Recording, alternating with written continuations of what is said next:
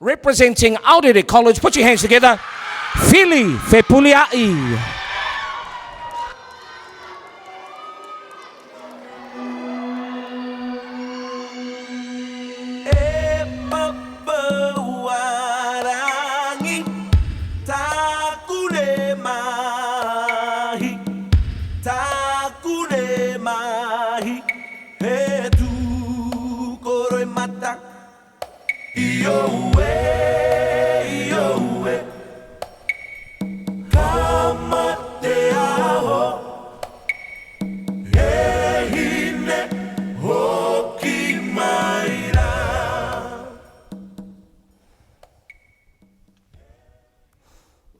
Since the beginning of humanity, it has been debated whether the world will end in fire or ice.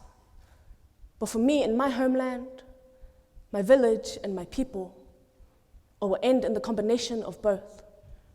It will end in water. My first experience with the ocean was watching my dad sit on the sand and wait for the water to come to him. Now, this is not a story about how my dad was too lazy to actually go for a swim. It's not a story about destruction. The story is about creation. So let me tell you a story about the Samoan word, manuia. Manuia meaning it is good. But when broken down into two, it is a combination of two words. Manu, meaning bird, and ia, meaning fish. This is a reference to how the Lord created the world in the scriptures. As if to say, manuia means that creation is good. And God is good. All the time. And all the time. God is good. So I want you to remember this. When I say water, say manuia. Water. Manuia. Water. Manuia. You see, water is what connects all of the Pacific Islands. It is also what is rising upon all of their shorelines. Climate change has caused the sea levels in Samoan villages to rise to their doorsteps, has caused Tongan villages to be flooded, has caused Kiribati, Tuvalu, and the Solomon Islands to need to be evacuated, while Fijian villages have to be relocated.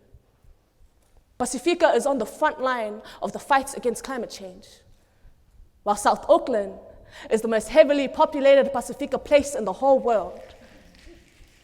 But there's no secret that Southside and the Pacific is almost never included in these conversations about climate change. Man, I went to the Auckland Climate Change Summit, and out of all the hundreds of people in the room, I was the only one who asked the Minister of Climate Change what he was doing for us Pacifica people. His answer started with the words, "When the Pacific Islands sink." Key word in his sentence being when. And when I heard it, man, I wanted to step him out on the spot. Because just like that, he could talk about the death of our islands like it was nothing, like we were nothing, as if the effects of climate change aren't affecting the Pacific more than anywhere else on the world, as if climate change isn't having us grieving a death that has not yet come, like we have to ignore how our brothers will bleed and our sisters will cry and our children will ask us where home is and we won't be able to tell them. Everyone fears to be in our position, but they would rather speak over us than hand us a mic. They ignore how climate change is Pacific genocide. My fear is that one day my island will become nothing more than a story to tell.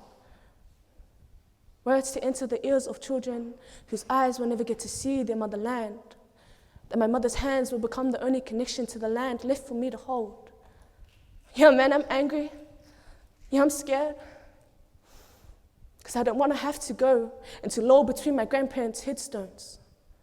Ask them to forgive me for letting the sinking of our island become their second death. And people will ask, What's the point in protecting the islands when they're going to sink anyways? Let our response be, so what? So what if the world is cruel? Haven't we always been beautiful anyways? So what if it feels like nothing is going to change right now? Just because we won't sit in the shade of the trees that we have planted doesn't mean that we don't plant them anyways. We love and we nurture and we care so much about our future children that we do everything we can to sacrifice for them.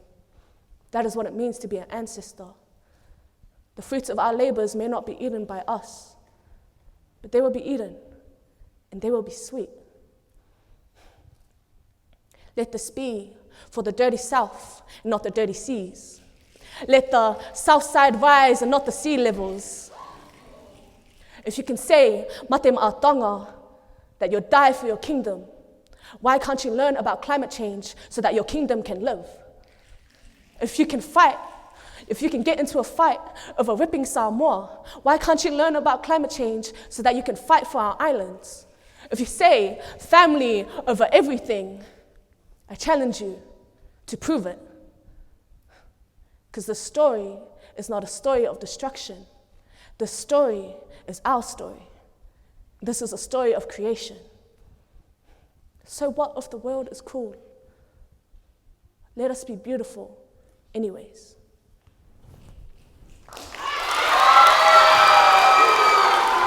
Fepulea'i, ladies and gentlemen.